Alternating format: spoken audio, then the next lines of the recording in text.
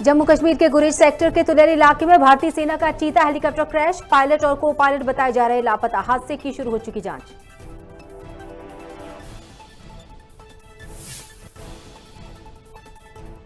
काला पीपल विधायक कुणाल चौधरी का बयान, मूल समस्या और मुद्दे को छोड़कर सब्जुबा कर रही सरकार, गौशालाओं के चारे के पैसे खाकर सरकार चलाने का काम कर रही सरकार।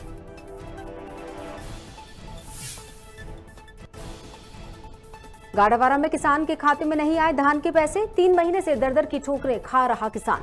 181 पर शिकायत करवाने के बाद भी नहीं हुआ समाधान।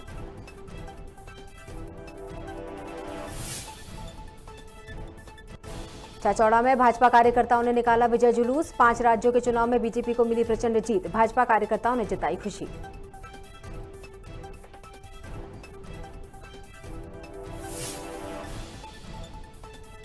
और बागली में 15 साल के संघर्ष के बाद मिला नर्मदा का पानी, 2022 के बजट में से सम्मिलित कर दी स्वीकृति। इस योजना को स्वीकृति मिलने से किसानों में उत्साह।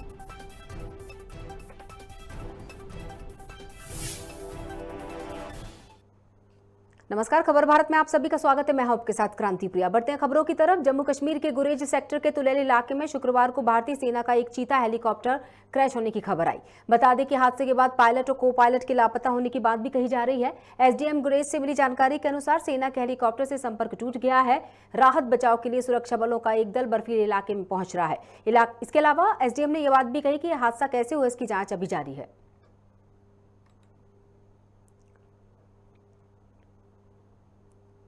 मध्य प्रदेश विधानसभा में विधायक जीतू पटवारी ने राज्यपाल के अभिभाषण का बहिष्कार किया था। काला पीपल विधायक कुणाल चौधरी ने कहा कि स्पष्ट है कि प्रदेश में राज्यपाल का अभिभाषण था, जिसमें मूल समस्याओं और मूल मुद्दे की बात को छोड़कर बड़े बड़े सब्जुबा किए जा रहे थे।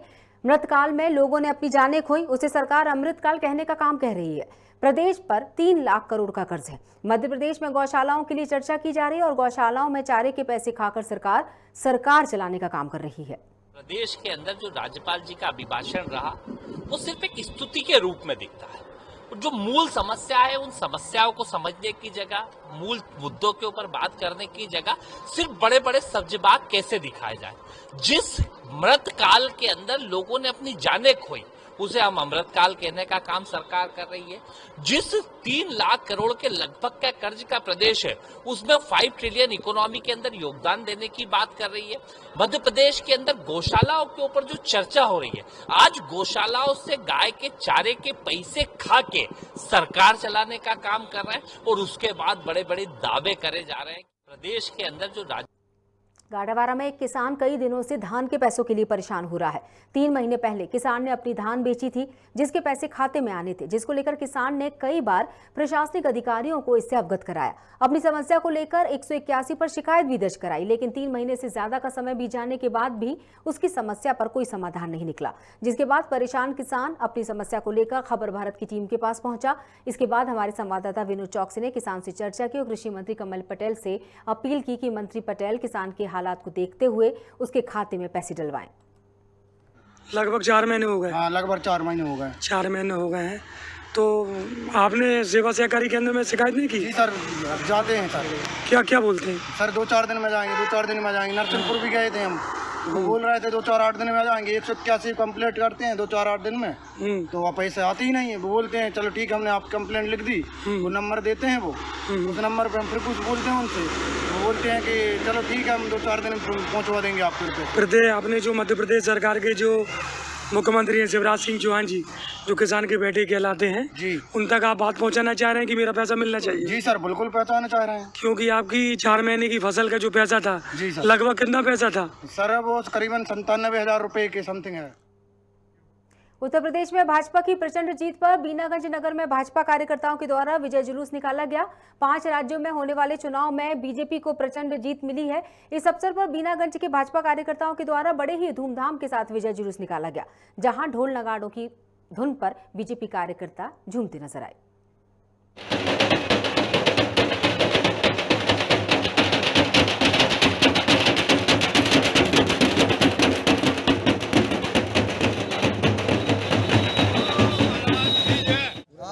ऐतिहासिक जीत का बिल्कुल क्षण है और आज उत्तर प्रदेश के साथ साथ 5 राज्यों के चुनावों में भारतीय जनता पार्टी को 4 राज्यों में बहुमत मिल रहा है। साथ में पूरे देश की निगाह उत्तर प्रदेश के चुनाव में थी और उत्तर प्रदेश के मतदाताओं ने एक बार पुनः योगी जी पे विश्वास जताया।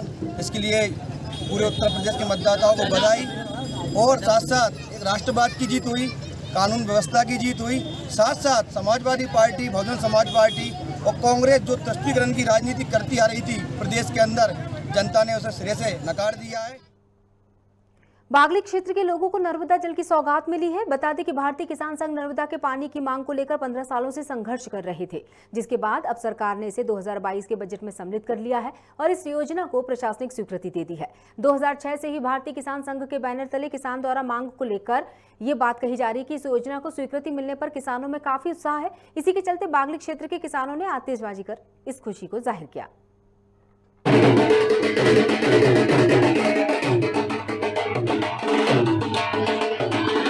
नर्मदा सिंचाई जो कि नर्मदा लाओ मालवा बचाओ, ये नारा भारतीय किसान संघ ने 2006 में दिया था। जो 2018 तक हमारी जो मांग पूरी नहीं हुई थी, क्षेत्र छूट गया था। उसके 2018 से सतत हमारे धरना प्रदर्शन आंदोलन चल रहे थे। जो अभी के बजट में मध्य प्रदेश शासन ने ये मांग स्वीकृत की है।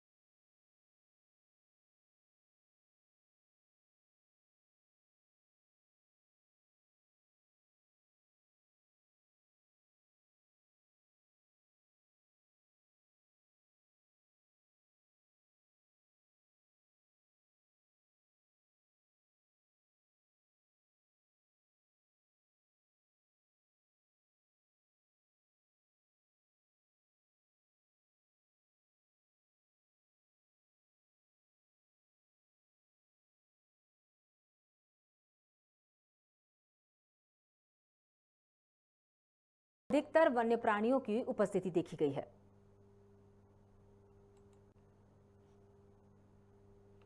वन्य प्राणी गणना में कैमरों की सहायता ली जा रही है और हमने 106 जोड़ी कैमरे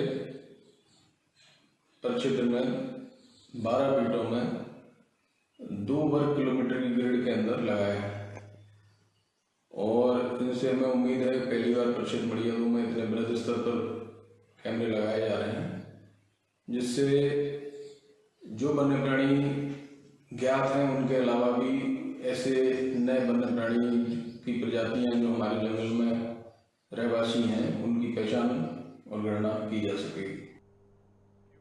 गौरेला स्थित नवागांव के पास वन्य प्राणी परिवहन विभाग की ट्रक अनियंत्रित होकर पलट गई, जिसमें करीब 30 हिरण सवार थे। सूत्रों के मुताबिक हादसा उस वक्त हुआ जब हिरणों को रायपुर के नंदनवन से कोरिया के गुरु घासीदास टाइगर रिजर्व में शिफ्ट किया जा रहा था। मौके पर घटनास्थल पर पहुंची डीएफओ दिनेश पटेल और वन अमला समेत पुलिस की टीम जांच में जुटी हुई है।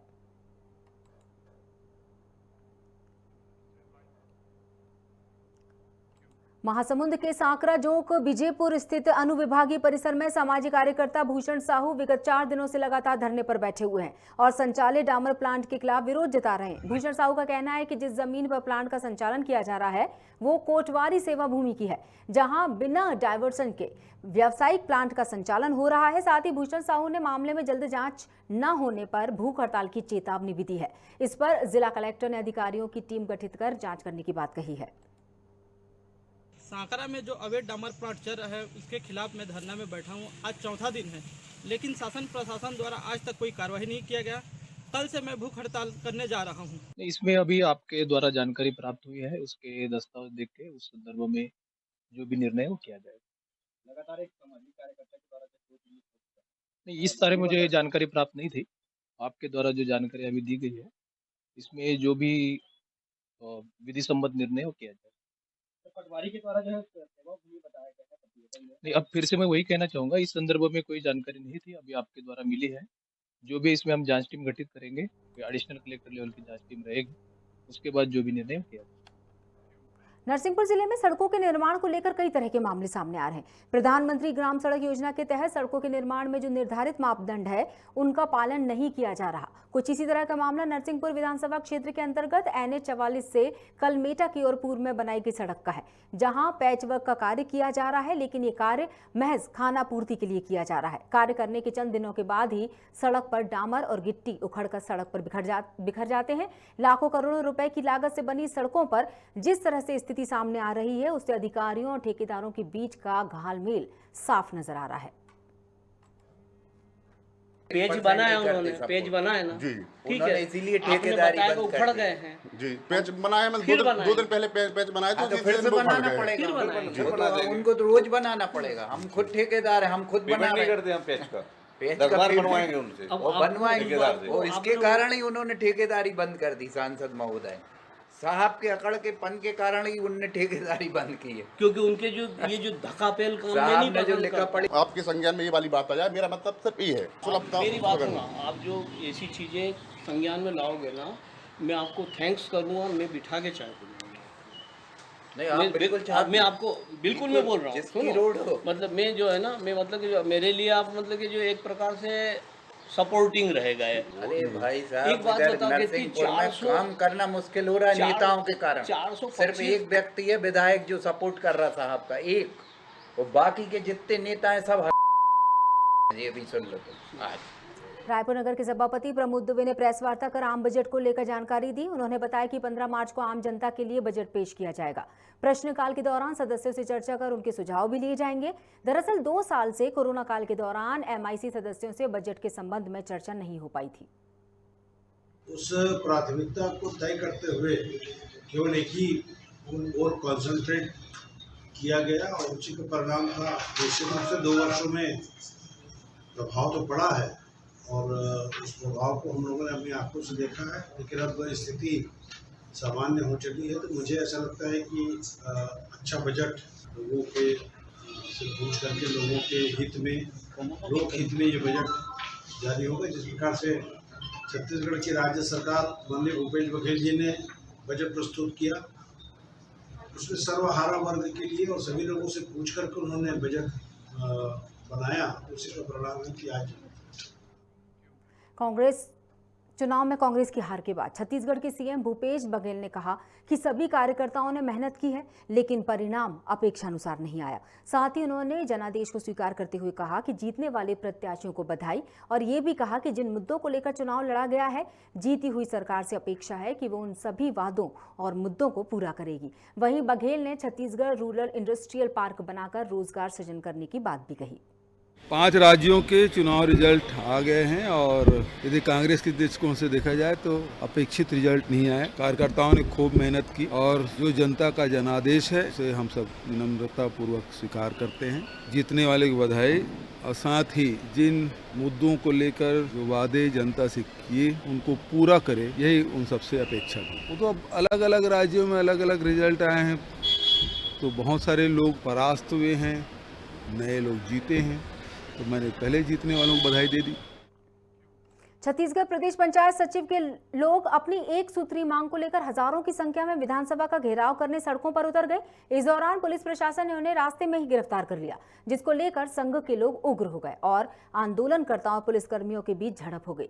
इसमें संघ के कुछ लोग घायल भी हुए। वहीं संघ के लोगों का कहना है कि पिछले 26 सालों से नियमितीकरण नहीं किया जा रहा है, जबकि पंचायत विभाग से जुड़े जमीनी स्तर के हर काम को पंचायत सचिवों के द्वारा ही किया जाता है। संघ के लोगों ने जल्द ही मांगे पूरी न होने पर अपने परिवार के साथ सड़क पर उतरकर अनिश्चितकालीन भूख हड़ताल करने की चेतावनी दी है।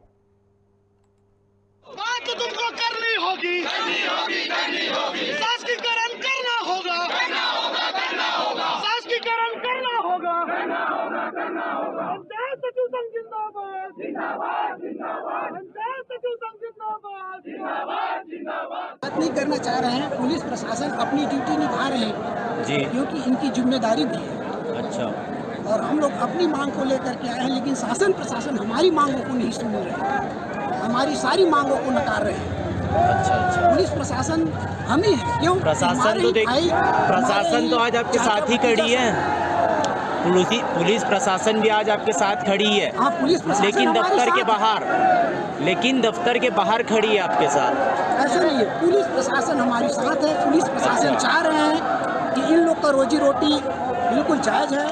20 वर्षों से एक ही मांग है, परीक्षा अवधि पश्चात शासकीकरण, और परीक्षा अवधि पश्चात शासकीकरण का मांग में सकारात्मक पहल नहीं करने के कारण आज विधानसभा घेराव का कार्यक्रम रखा गया था और शासन प्रशासन द्वारा हमें विधानसभा घेराव से रोका गया है और ज्ञापन मांग रहे हैं। तब तक हम लोग ज्ञापन तब तक नहीं देंगे जब तक पंचायत विभाग के कोई जिम्मेदार अधिकारी यहाँ आकर बात नहीं करेंगे, तब तक हम लोग कोई ज्ञापन नहीं देंगे।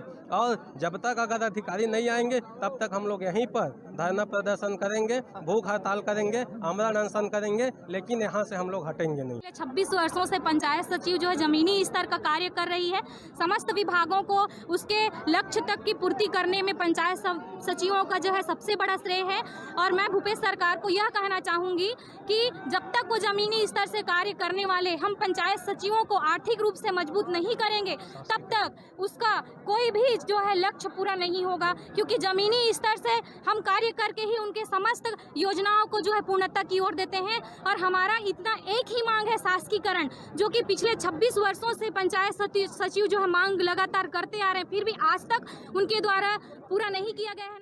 2020 में हमने दिसंबर 2020 से जनवरी 2021 तक हड़ताल किया और 20 दिवस का हड़ताल था हमारा। लेकिन उस समय पंचायत मंत्री और मुख्यमंत्री द्वारा यह वादा किया गया था कि दिसंबर 2021 में आपको शासकीकरण की सौगात दी जाएगी, लेकिन उन्होंने सिर्फ और सिर्फ हमारे साथ छलावा किया, हमें नज़रअंदाज किया। इसीलिए मजबूरन पूरे प्रदेश भर के 10,568 हमारे पंचायत सचिवों को राजधानी के सड़कों पर उतरना पड़ा है। 5 राज्यों के चुनाव परिणामों के बाद छत्तीसगढ़ के कांग्रेस कमेटी की प्रतिक्रिया सामने आई है, जहां प्रदेश कांग्रेस की अगर हम बात करें, बल्कि 5 ही राज्यों में चुनाव 2 दलों के मध्य सीधे नहीं बहुकोणीय हुए थे। जनता ने कांग्रेस को खारिज नहीं किया, बल्कि 4 राज्यों में कांग्रेस को प्रतिपक्ष की जवाबदारी दी है। वहीं शुक्ला ने कहा कि कांग्रेस इन राज्यों में रचनात्मक विपक्ष की भूमिका निभाएगी। चुनाव परिणाम हमारी अपेक्षाओं के अनुरूप नहीं आए।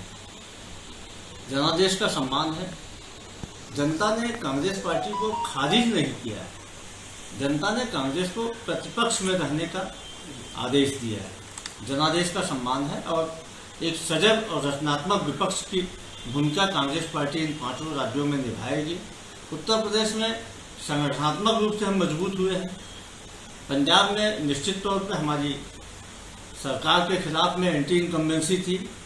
गोवा, मणिपुर, उत्तराखंड में हमें भरोसा था कि हम सरकार में आएंगे, लेकिन कहीं न कहीं थोड़ी बहुत चूक हुई है। ब्यावरा में सड़क पर उतरकर लोगों ने एक दूसरे को अबीर गुलाल लगाकर बधाई देते हुए मिठाइयां बांटी और जमकर जश्न मनाया। ये नजारा मध्य प्रदेश जिला राजगढ़ के ब्यावरा शहर का है। भाजपा नेता और पूर्व विधायक नारायण सिंह पवार ने कहा कि प्रधानमंत्री नरेंद्र मोदी और गृह मंत्री अमित शाह ने पार्टी को मजबूत बनाने का कार्य किया है। पार्टी की प्रचंड जीत इसका नतीजा है। आज मैं ब्यावरा से शहर में हूँ। आज बीजेपी ने जश्न मनाया पीपल चौराहे पे, जो यूपी में 5 राज्यों में जो बीजेपी ने जीत हासिल करी है। मेरे सामने भाजपा जिला अध्यक्ष दिलबर यादव, उनसे जानते हैं कि जो बीजेपी ने जीत हासिल करी है उसमें हिंदुत्व की जीत हुई या पार्टी जीत हुई? इसमें पूरे देश की जीत हुई है, ना हिंदुत्व की जीत हुई है ना पार्टी कार्यकर्ताओं की, पूरे देश की जनता की जीत है। पूरी देश की जनता ने अलग अलग राज्य, अलग अलग हमारे देश के कोने में थे, सब लोगों ने मिलकर भारतीय जनता पार्टी को जिस प्रकार से विश्वास जताया है और दूसरी बार विश्वास जताया, ये इसका प्रमाण है कि पूरा देश अब एक दिशा में चल दिया है। पूरा देश राष्ट्रवाद को लेकर, ये भारत का सम्मान कैसे विश्व में बढ़े, इसको लेकर जो भारत की जनता ने जो आदेश दिया है, जो उपदेश दिया है और जो आज जनादेश दिया है, इसकी हम सब लोग भारतीय जनता पार्टी के कार्यकर्ता नतमस्तक होकर भारत की जनता को प्रणाम करते हैं। क्या इसमें स्थानीय जो चुनाव होंगे आगे में, जो नगर निगम पंचायत है, उसमें बिल्कुल सारे चुनावों में भारतीय जनता पार्टी इसी प्रकार से एकत्र होकर पूरी शक्ति के साथ, पूरी युक्ति के साथ, पूरी बुद्धि के साथ जनता को साथ में लेकर चुनाव लड़ेगी और चुनाव हम जीतेंगे। आज 5 राज्यों में चुनाव थे, हम 4 राज्यों में पूर्ण बहुमत से जीते हैं। ये हमारे कार्यकर्ताओं की जीत है। भारतीय जनता पार्टी का एक एक कार्यकर्ता बहुत मेहनती है, अनुशासित कार्यकर्ता है, तो ये पूरी जीत का श्रेय भारतीय जनता पार्टी के कार्यकर्ताओं को। 5 राज्यों के चुनाव नतीजे में भाजपा को मिली जीत पर का जश्न जो लगातार जारी है। रोड पर आतिशबाजियां करते हुए कार्यकर्ताओं ने एक दूसरे पर गुलाल उड़ाए और डीजे के साथ विजय जुलूस निकाला। भाजपा की इस विजय रैली में हजारों की संख्या में लोग शामिल हुए।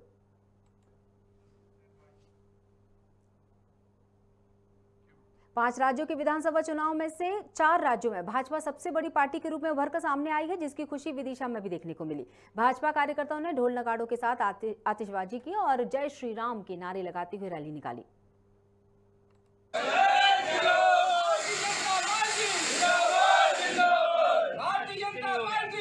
देखिए, आज पूरे देश में भारतीय जनता पार्टी के कार्यकर्ता जश्न मना रहे हैं जी। जश्न इस बात का है कि उत्तर प्रदेश में जहां लोगों की धारणा थी कि सरकारें रिपीट नहीं होती, वहाँ सरकार रिपीट भी हुई है और पूर्ण बहुमत की सरकार रिपीट हुई है। माननीय नरेंद्र मोदी जी के कुशल नेतृत्व में, हमारे योगी जी के नेतृत्व में जो वहाँ सुशासन कायम हुआ, लोगों को, जो लोग उत्तर प्रदेश के जो वासी हैं वो अपने आप को, जो जिन्होंने अपने आप को सुरक्षित महसूस किया इन 5 सालों में, निश्चित रूप से उनकी जो कार्यकुशलता रही है योगी जी की, सुशासन की और अनुशासन की और विकास की, माननीय मोदी जी ने, क्योंकि मोदी जी भी बनारस से MP हैं, उनका भी प्रदेश गुजरात की जगह अब उत्तर प्रदेश है, निश्चित रूप से जनता ने उन्हें बहुत प्यार और स्नेह दिया और आज उसी का परिणाम है कि 260 से ऊपर सीटें भारतीय जनता पार्टी जीती है। 4 राज्यों में स्पष्ट बहुमत के साथ भारतीय जनता पार्टी सरकार बनाने जा रही है। शुजालपुर में नेकी की दीवार पर शिखा शिवम नेमा ने अपनी इकलौती बेटी परीक्षा नेमा का बर्थडे मनाया। इस मौके पर परिजनों ने वहां मौजूद बच्चों को खाने की सामग्री वितरित कर कई बच्चों के चेहरे पर मुस्कान लाकर शुभकामनाएं हासिल की। तो वहीं नेकी की दीवार पर सभी महिलाओं ने परीक्षा को माला पहनाकर जन्मदिन की शुभकामनाएं दी।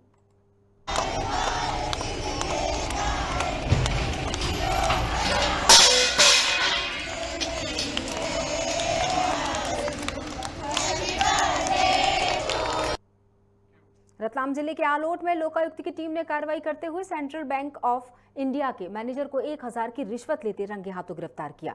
किसान बालू सिंह ने बताया कि 2,71,000 का लोन स्वीकृत कराया था, जिसके एवज में बैंक का मैनेजर 15,000 की रिश्वत की मांग कर रहा था।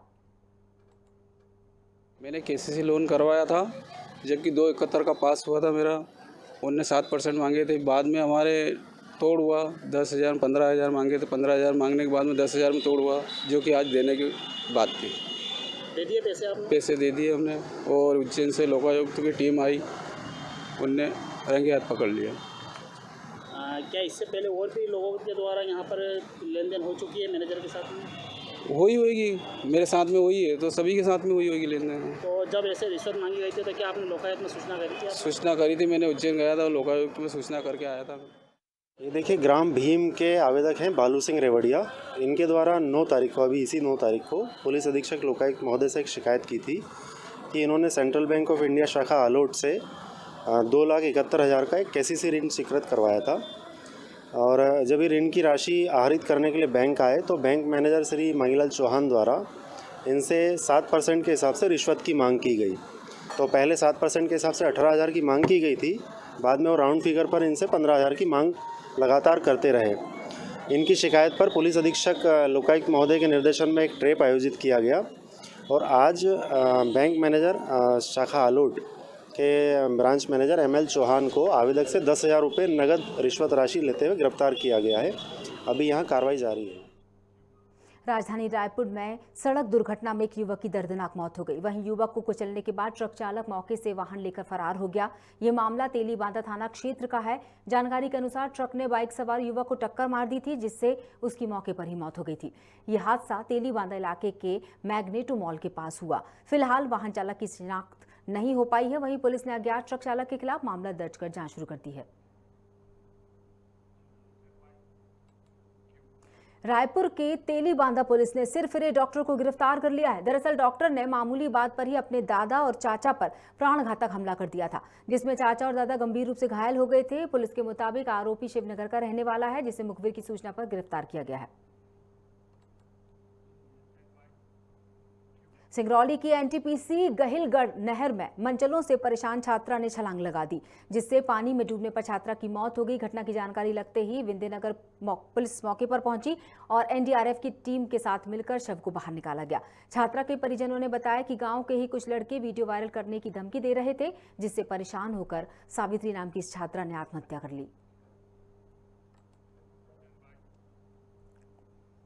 इंदौर के विजयनगर थाना क्षेत्र में ट्रेडिंग एडवाइजरी कंपनी खुलवाने के नाम पर 1 करोड़ रुपए की ठगी करने वाले 2 आरोपियों को पुलिस ने गिरफ्तार किया है। थाना प्रभारी तहजीब काजी ने बताया कि छात्रा के दोस्तों ने निवेश करवाकर ठगी की वारदात को अंजाम दिया था, जिसके बाद प्रवीण और शैली को गिरफ्तार कर लिया गया है, जिनसे आगे की पूछताछ की जा रही है।